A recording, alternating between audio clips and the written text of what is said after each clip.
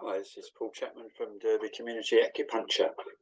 And Sharon, who lives in the United States, has been fairly busy on our site, which is lovely.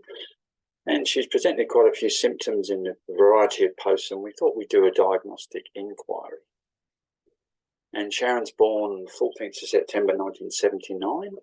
And we're going to briefly look at what's called the heavenly stems and the earthly branches, and some other aspects of her symptomology. So her heavenly stem is called G, which is the representative of spleen in earth, and the earthly branch Y, small intestine in earth. And this results in what's called a passive earth and an active wood. So we'll look at that shortly. I would like to say, as a disclaimer, that the content of this information is not to be deemed medical advice, nor is it claimed to be proven by modern scientific inquiry, but rather it's a sharing of my own knowledge and experience with Chinese medicine. And it's a huge medicine to understand and learn, and there are many, many ways to approach it. So I'm not claiming that all my information is accurate, but it's provided in the intention of sharing, that we can dialogue together and perhaps come to a deeper understanding of what constitutes wellness. So the heavenly stems there are 10 of them, and here we start in the left-hand side with Yang Wood, Jia, and it moves through the first 5 stems. So Yang Wood, Yin Wood, Yang Fire, Yin Fire, Yang Earth can be representative of a day from midnight through to midday, and these, you could say, are also characteristic of the rising energy, the developmental energy of life. And the latter 5 stems, you could say, go from midday back to midnight, so they're more introspective, going deeper into inner cultivation and understanding and self-knowledge. And G, Yin Earth, is the beginning of that going in process. And my learning has come from Johan de Veen, who lives in Holland, and is come directly from Dr. J.D. Van Buren, who was what's the word you can use? Anyway, he brought this knowledge to the West. And Johan's certainly one of his primary students that's continuing on this work, and he's recently created a book called Applying Stems and Branches Acupuncture in Clinical Practice. So if there's any acupuncturists or Chinese medicine practitioners that are interested in gaining a further understanding, it's an absolutely magnificent book, and I highly recommend it. And he talks, there's pages and pages of the information on G, spleen and earth. But one part that I've pulled out, Sharon, is the process of individualization and individuation. The awareness of this distinction between a specific and universal self, between the ego and its environment, and the process of emancipation and self-realization. So like I said, the 6th stem is the beginning process of going within to explore what the inner world is and how we relate to our world. And the true, spelling mistake, foundation upon which loyalty, faithfulness, reliability, service and care rest. So earth is very much about service to the world, and all of those qualities. And this stem may teach us not to fight others who seem to display disloyalty, unfaithfulness, untrustworthiness, disservice and neglect, but to feel care and responsibility for everyone, including those who appear to be different. Love awakens love. So as we talked before on some of the Facebook lives, that the inquiry that humanity is actually one consciousness, and it is the individuality or the personality, the identity that has been developed through the development of human consciousness into what we now see as society, is the aspect of us that gets injured and defended. So part of G, spleen and earth helps us to integrate those qualities within us, to see that there is no distinction between individuals, but what we may see as loyalty and faithfulness, or disloyalty and unfaithfulness. They're just opposite sides of the coin on the spectrum that we can help to bring in and create a wholeness within ourselves. The aspect of passive earth means that the earth element, which is the central element in Chinese medicine, or the transitional stages between seasons, is dominated by the spring energy, the wood energy. And in particular, the stem of Ren, which is called Yang water, but it is actually a wood characteristic, and it can bring its tendency to be burdened. We're getting right into the deepness of water and winter, the ending of the day or the year, where silent contemplation occurs. So this burdening that is naturally felt from people with sensitivity towards the struggles of human life does not necessarily have to be negative. So burdens can be incentives for a courageous life and enhanced self-knowledge. However, the pressures of existence can be overwhelming, and people can be fearful, rejected, and devastated. And I noticed in one of your posts that you mentioned, Sharon, that you'll get up and go as soon as your feet touch the ground. And for this element, it is important to relax by moving, but also to have a clear purpose in life, which again is characteristic of the wood and the spring type movement. Now the stems go with the branches, so there are 10 heavenly stems and 12 earthly branches, which when combined make up a calendar period of 60 years. And what the Chinese did was that they observed the changes within nature, day to day, week by week, year by year, over a 60-year period, and noticed a repetitive pattern occurring. And the heavenly stems and earthly branches at the time of our birth indicate the strengths and weaknesses that are available to us. And your earthly branch is Wei, so it's the 8th earthly branch. It relates to the small intestine, and it's also in earth. The small intestine animal, or the branch animal, is the goat, and its time period is 1 to 3 p.m. So a healthy earth branch Wei small intestine is necessary to be able to process emotional experiences from the past. The ability to distinguish between acquired and hereditary behavior, giving insight into possibilities of change.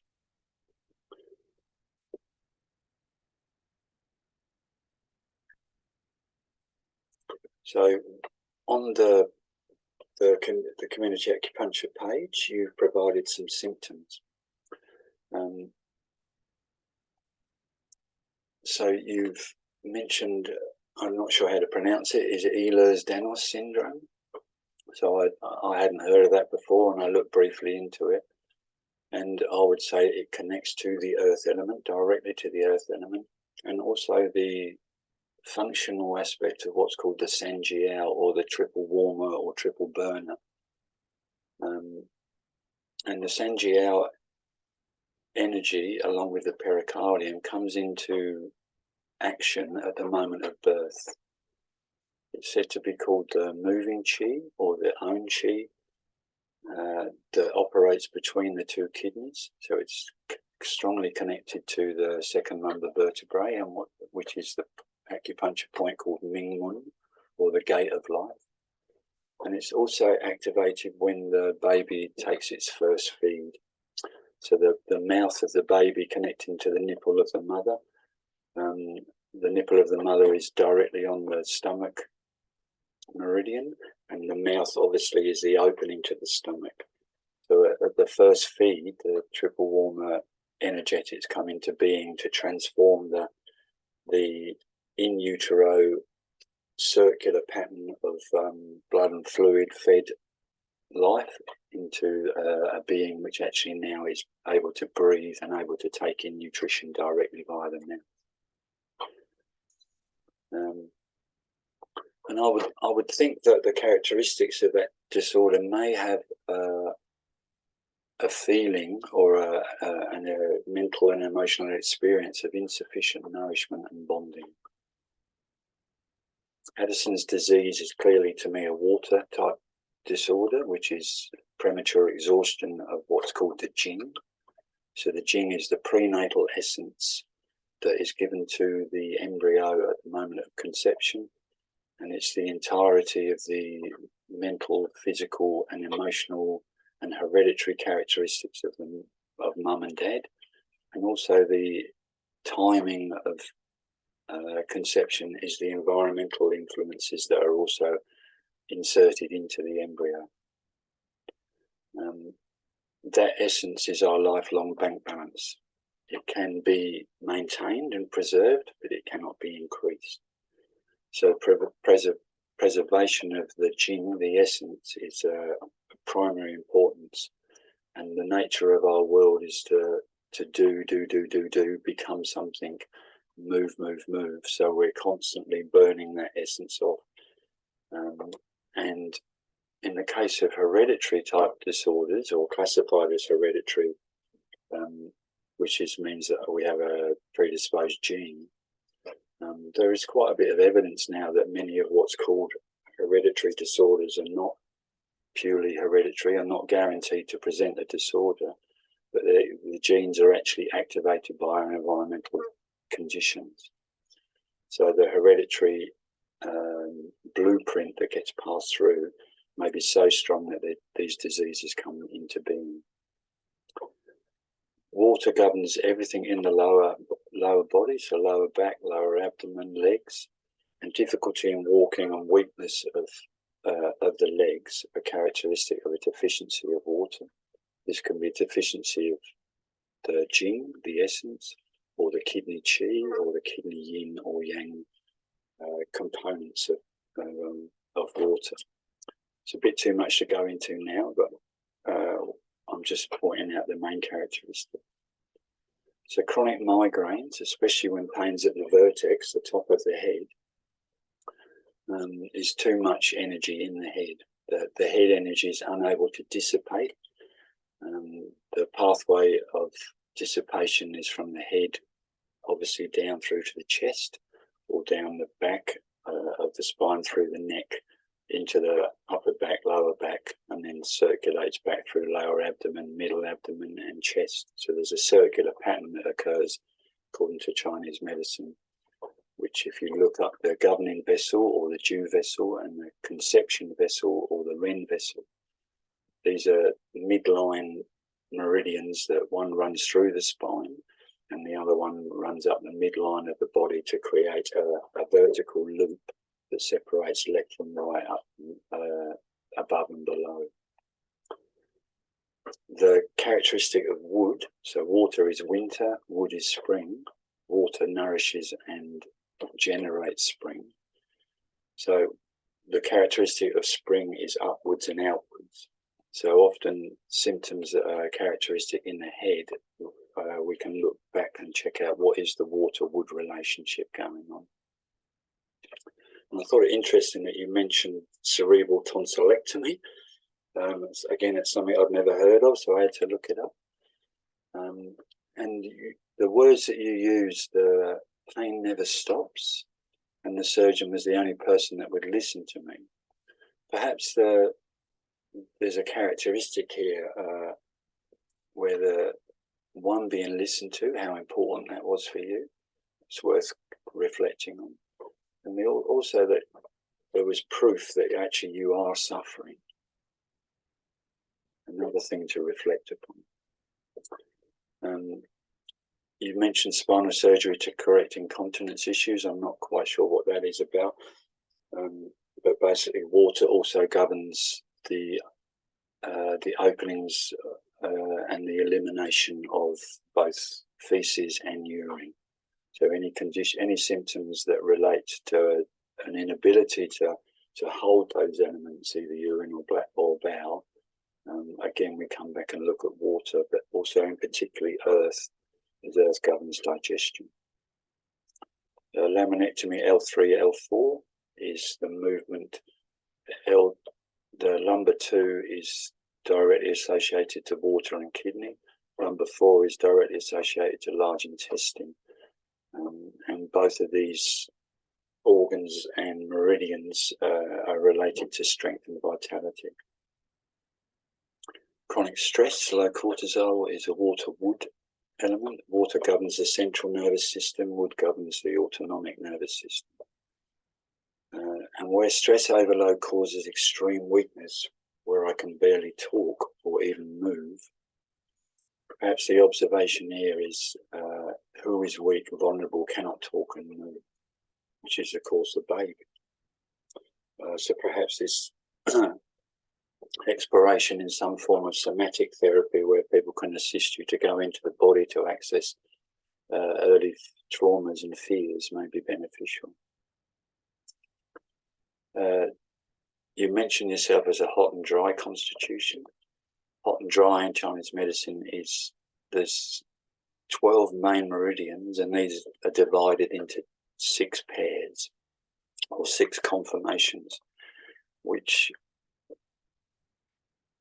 basically you could say are 6 energetic layers of defense from our external environment through to our internal organs that protect us from or keep us strong and in a state of well-being in harmony with our environment. Again, this is a big subject, but basically heat and dryness are a Zhui Yin Yang Ming combination. Zhui Yin is liver and pericardium, Yang Ming is stomach and large intestine.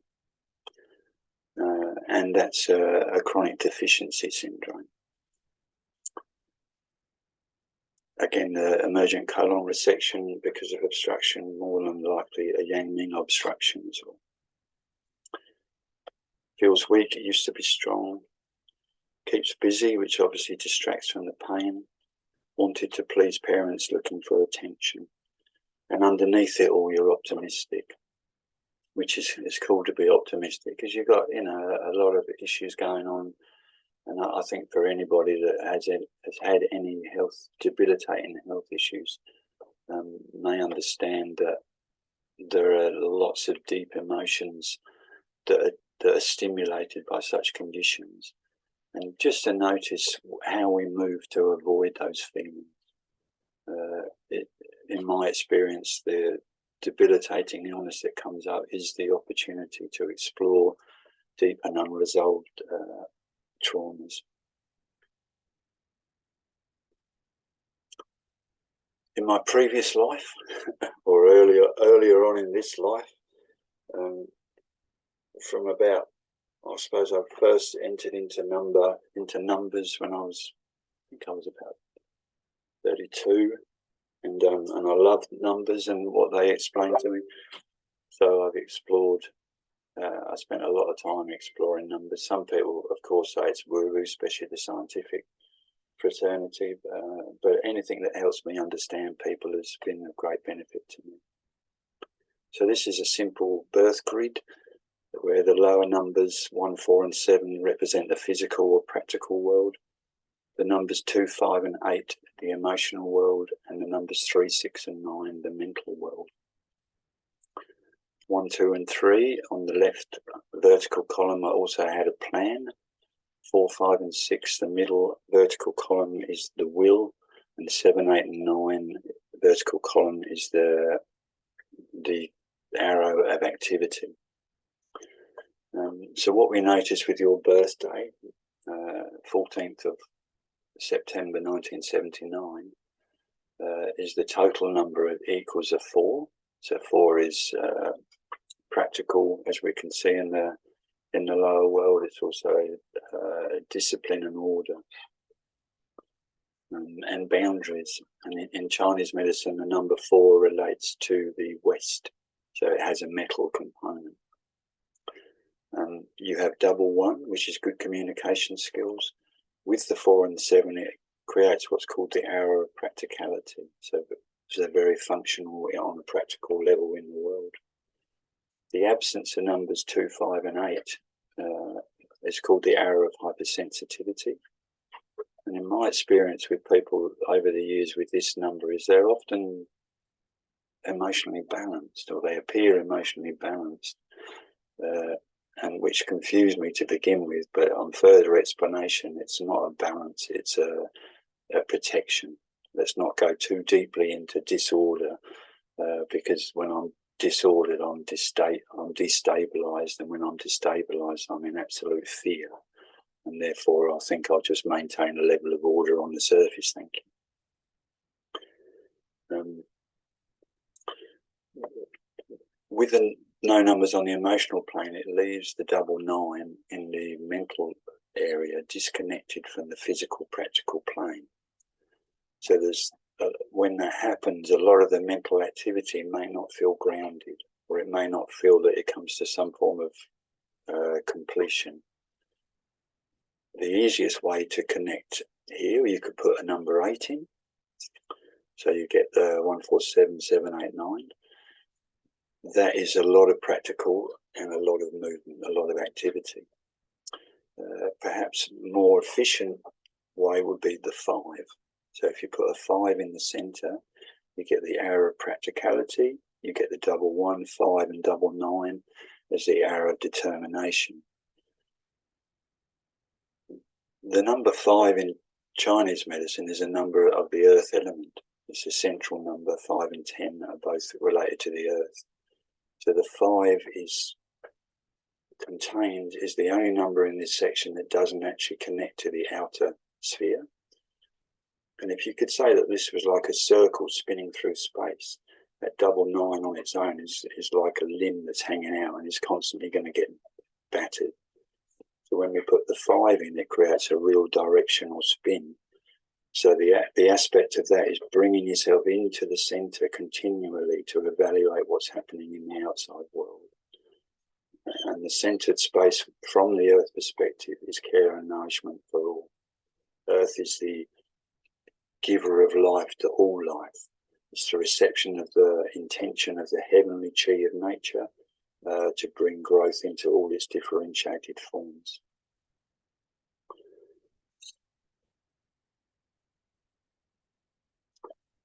And we're going to have a brief look at the tongue. So there's lots of numbers here, CV22, CV17. This is a shorthand for conception vessel, which is the vessel that runs from the perineum up the midline of the body and ends just inside the lower lip.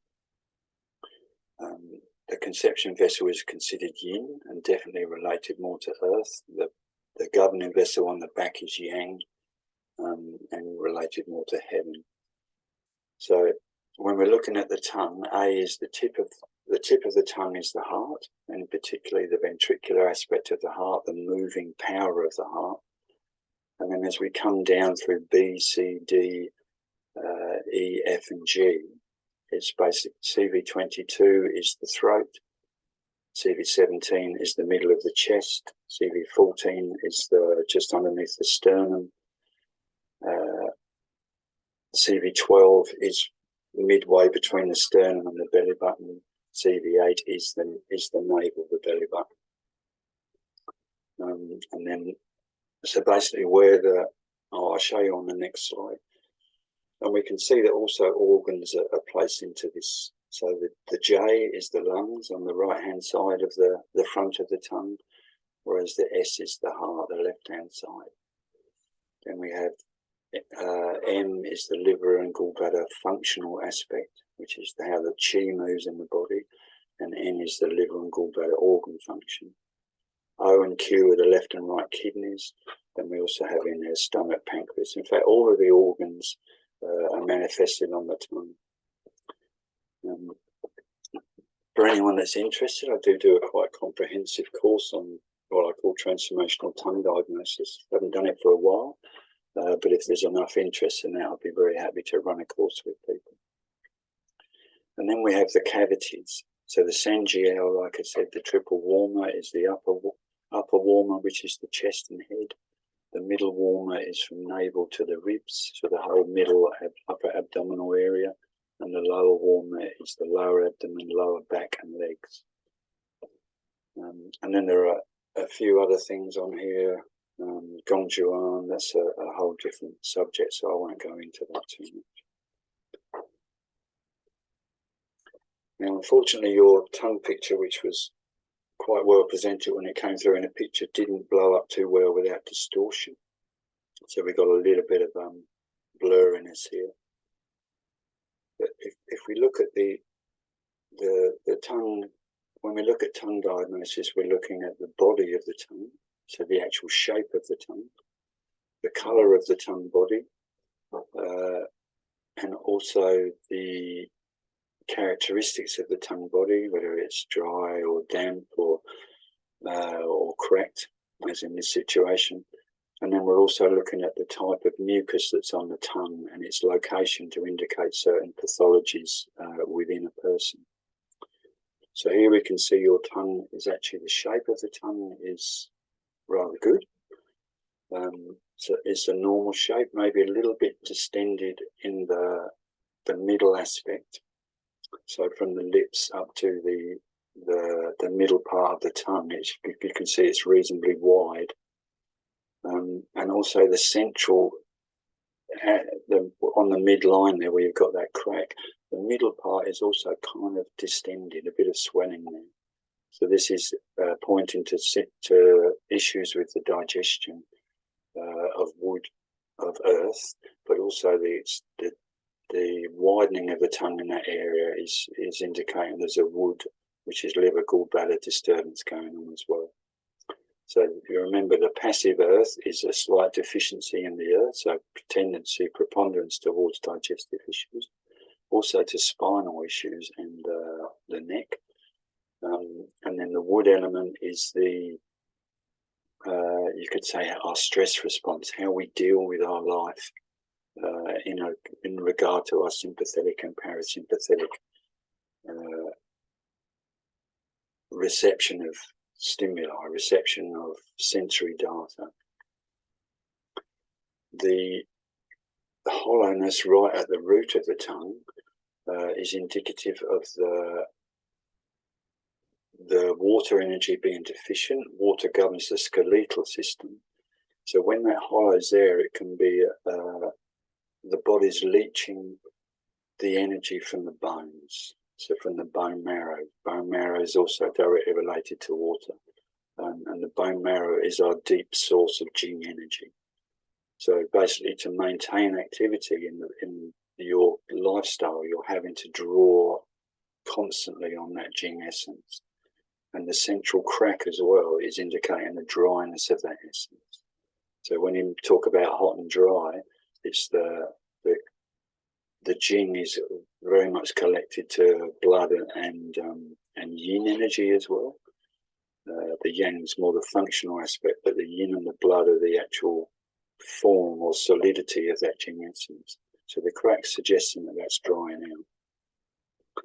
The tongue overall is a bit pale, a little bit dull, and that shininess with it as well is also indicative usually of a kidney and liver yin type deficiency.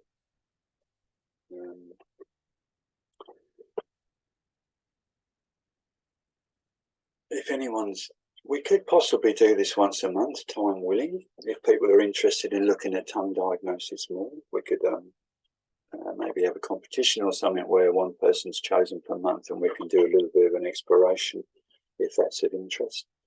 There's way more we could go into in diagnosis. Also, you might notice that where the lips are on the tongue, the right and left sides, especially the right, you've got kind of a slight darkening in the kidney areas. So again, suggested, indicative of a kidney type dysfunction. It's way beyond the ability to provide guidance in what medicines you should take. So with that, I highly recommend that you find a local practitioner. I'm very very happy to do online diagnostic consultations with you if you want some further information. But if you can find a local practitioner that is skilled in working with chronic disorders, I've already mentioned one to you before, Heine Fruhoff, who deals a lot with modern type disorders, chronic disorders, and has devised a system of classical pearls, herbal medicines, which is very much classical Chinese medicine based.